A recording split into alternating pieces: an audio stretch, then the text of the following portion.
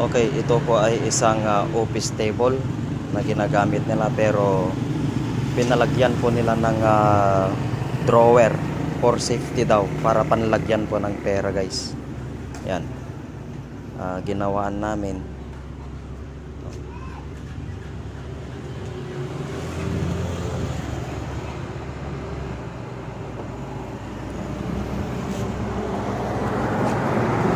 Ganito po yung paglalagay ng drawer lang, guys. Hanggang dito po sa ibabaw, magsusukat po kayo ng 3/4 inch.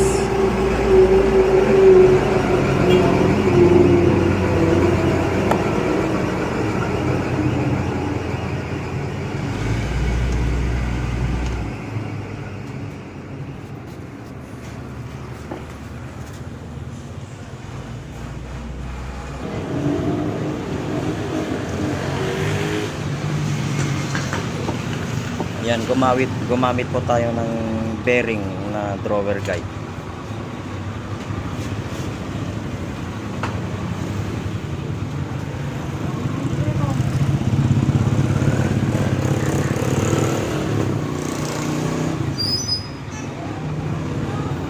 Bale, ang paglalagay po ng drawer guide, guys, magi-space po kayo dito sa drawer 1/2 inch.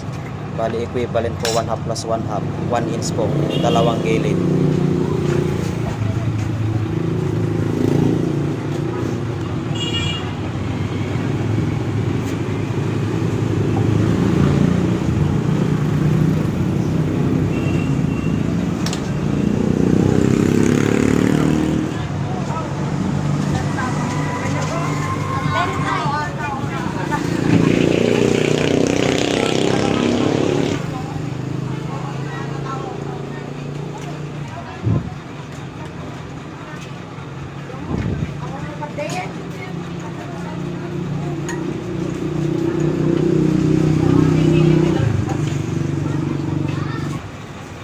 Okay guys, ayan na. Okay na siya, guys.